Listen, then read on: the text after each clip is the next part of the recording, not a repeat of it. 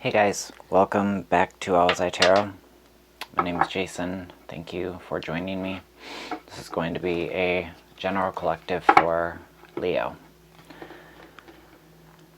Leo, my lions, I hope you're all doing really well. Anything you need to know about this channel is in the box down below. I'm going to be doing bi-weekly readings for a little while until I can get caught up on some things in my personal life. And then we will be back to the weekly readings soon. Thank you all for your patience, your kind messages. Thank all of you who have donated, who have scheduled readings. Currently I am not taking private readings,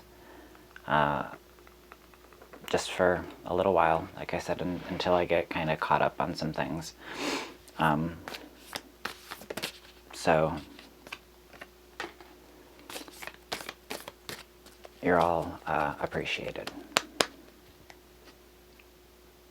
I'm going to start you guys out with Wild Unknown Archetype, and the one that wanted to pop out is the Eternal Child.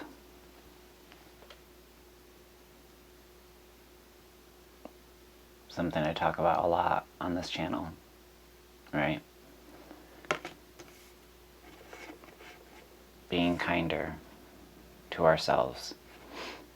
You know, because many of us would never dream of speaking to another person the way that we so freely speak to ourselves.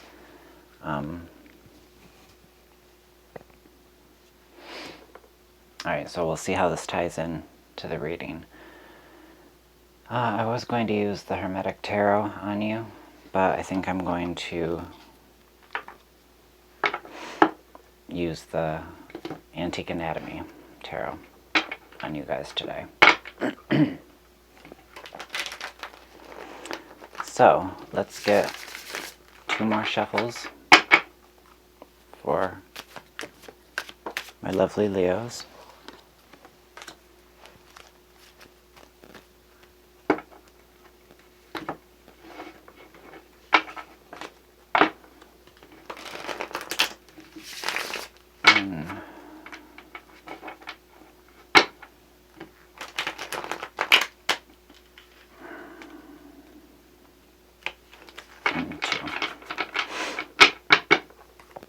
Alright, the first card that popped out is the High Priestess.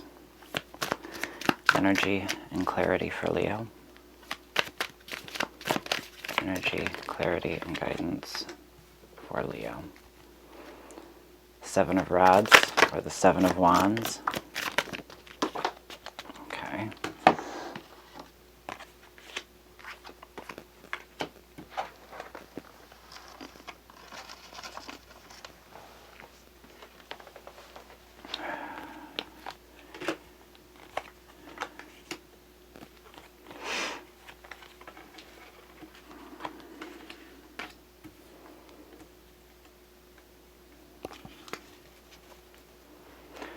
Okay. Ouch. Crowning. No, I'm sorry, underscoring the read. 4 of Elixirs, or 4 of Cups. And crowning the read, we've got the Queen of Elixirs, or the Queen of Cups. Okay, so let's start out with the first 2 cards. This is in your past and past into present energy. We've got the High Priestess and the 7 of Rods, or Wands. So,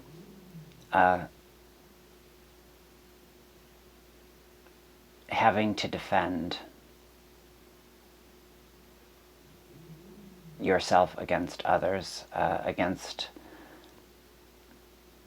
hard-earned knowledge or research or something that you have very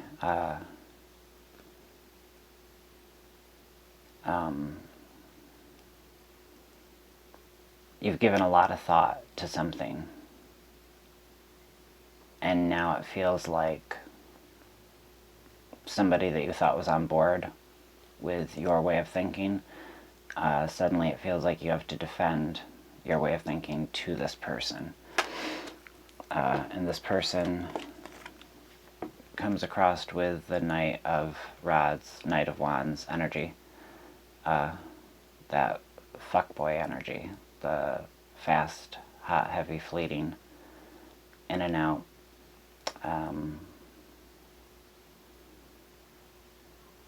Goes whatever way the wind blows. And then we also have the Knight of Blades. So I'm feeling like, yes, you are dealing with conflict.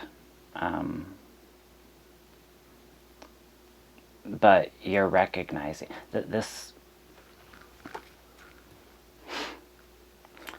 card could represent some internal conflict, some internal a lack of clarity that you're suddenly feeling.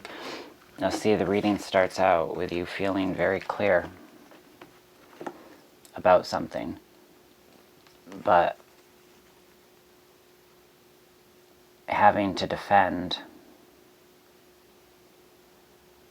whatever this newfound clarity is that you've gained, having to defend it from this energy. It feels as though you've begun to let it seep in. It's making you question your own logic.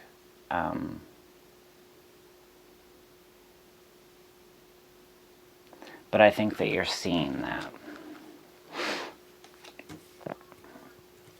Yeah, I think that you're seeing that there has been some trickery, some deceit.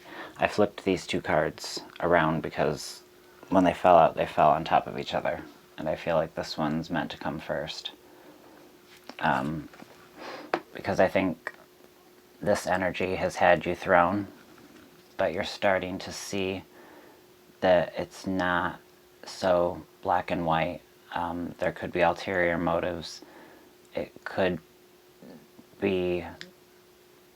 I'm almost getting the feeling that someone doesn't like that you came up with the answers for something, or that you're coming up with the plan. It just feels like someone's threatened. But you're starting to see it for what it is.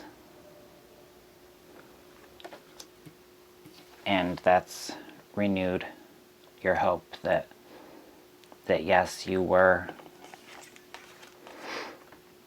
being incredibly logical. You were applying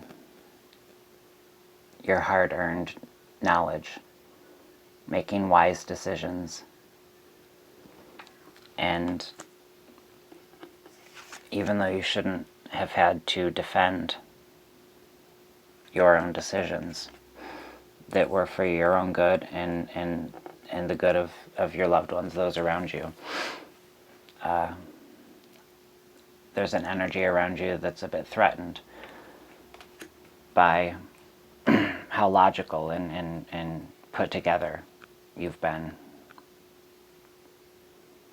And for a hot minute, it had you questioning yourself before you began to see things a bit clearer.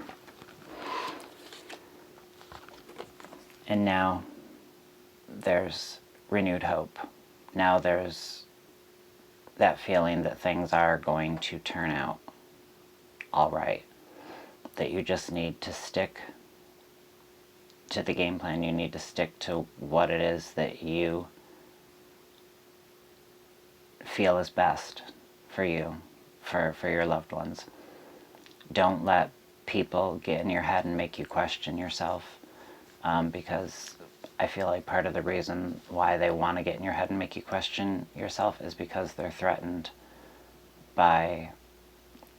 It's like there's some sort of power struggle here. Especially with the underscoring being the Four of Cups. This feeling of apathy and disconnect. But crowning the reed is the Queen of Elixirs, the Queen of Cups. So this is about you stepping back into that, stepping back into that role of being centered, being emotionally balanced, knowing what it is you have to do, you need to do for you and for your loved ones, not allowing negative outside chatter to infiltrate and to make you question. The overall feel for this read is very interesting. It's the Seven of Elixirs, or Seven of Cups, and the Hanged Man.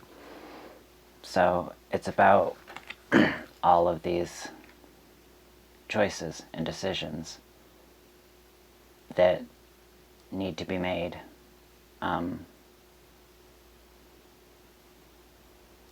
It's about no longer leaving it up to others, taking the reins, taking control, taking back the control of your life, being willing to see things from others' perspectives, but also I feel like a lot of the knowledge and the logic that you've acquired has been acquired by stepping out of your comfort zone to see things through the eyes of another. I feel like you've been the one compromising, and now that you have a game plan, it's as though you have an energy in your life of somebody who wants no parts of the compromise. But these choices, these decisions, you know what you need to do. And you're a very empathetic person, so the apathy and the sense of kind of detachment that you've been feeling, you know where that's coming from. That's coming from the doubt of another doubting you, but they're not doubting you because they doubt your game plan. They're doubting you because they want to be the ones to make the decisions, if that makes sense. So I think this is a great time to really cater to and focus on the internal child. I feel like this is probably how you got into this this place of calm, this place of renewed hope. This is what's helped you balance yourself out, is more of the focus here on the internal child. So let's quickly read what it has to say about the eternal child. The eternal child is connected to the timeless, ageless, and infinite aspects of life. It is radiant and fearless and seeks joy above all else and at any cost. It struggles being bound to an aging body with physical limitations in a world that demands attention to detail and logistics. The eternal child wants to nix all rules and responsibilities and go beyond what others say is possible. It wants to return, with plenty of friends, to the land of the free, where divine wine and creativity pour from the earth and the sky. We all want to sip from the well of eternal youth, and this makes the eternal child naturally popular, perhaps even famous. The eternal child glimmers. It reminds us of what is possible, what is magical about this precious life. It's about joyfulness, playfulness. The eternal child accepts all. It can speak of selfishness and addiction or burnout. Celebrity culture is based heavily on this archetype, as is the phrase "live hard, die young," and the series of artists and musicians who died at 27. But the eternal child is the inner child, the child of joy, the child within us that can be very easily worked up and very easily soothed. And it's just really, really important to be kind and patient and empathetic.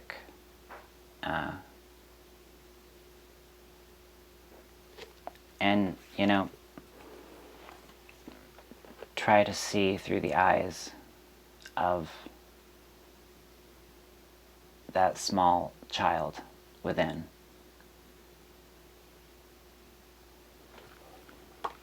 And when you're in tune with your internal child, the eternal child,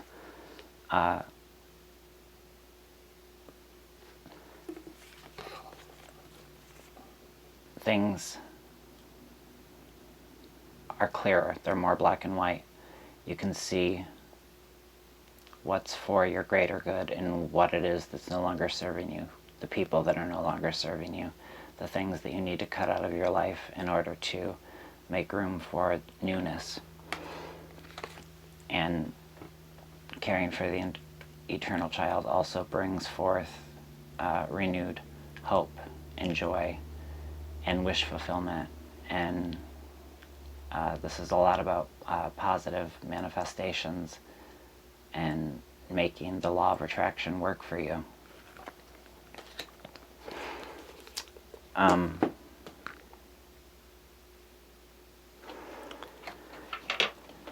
Let me just quickly pull you an animal message card, just out of curiosity.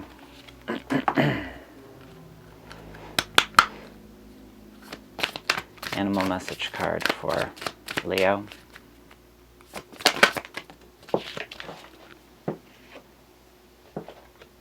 Red squirrel, gather your resources now, for they will sustain you through coming change. Okay, so it's a good time to hang on to what you have.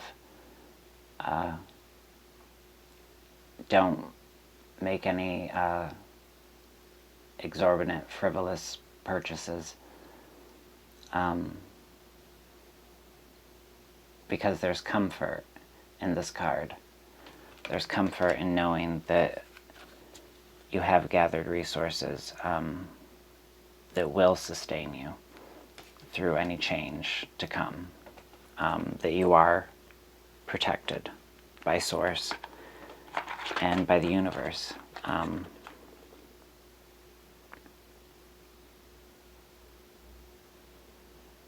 Yeah.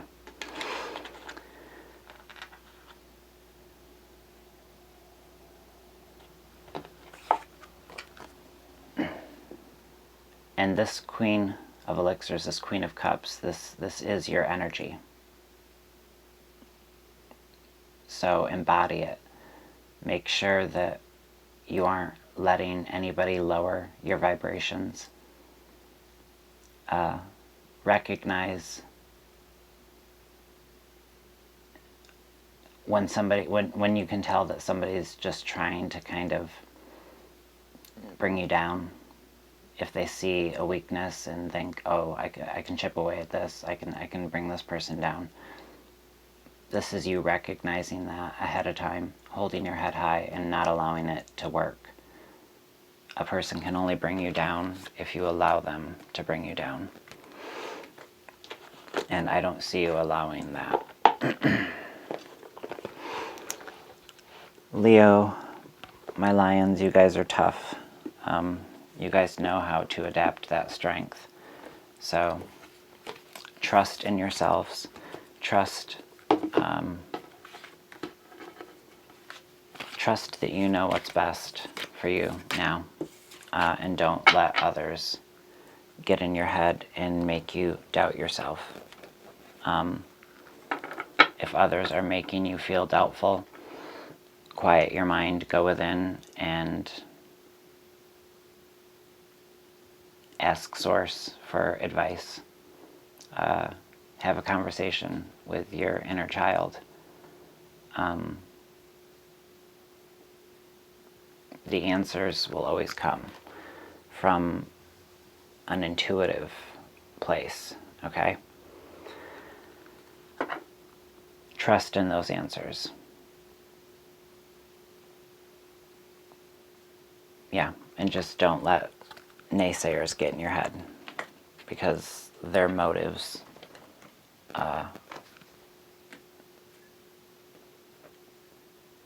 are not, it's just not your highest good to buy into the bullshit. I hope this resonated with somebody. If it did, give this video a thumbs up, please. It helps me out. And I hope you all are doing really, really well. Staying safe, staying calm, and living your lives. I will see you guys back here in 2 weeks. And until then, take very good care of yourselves. Take care of those around you. And it's been a pleasure as always, my friends. Bye.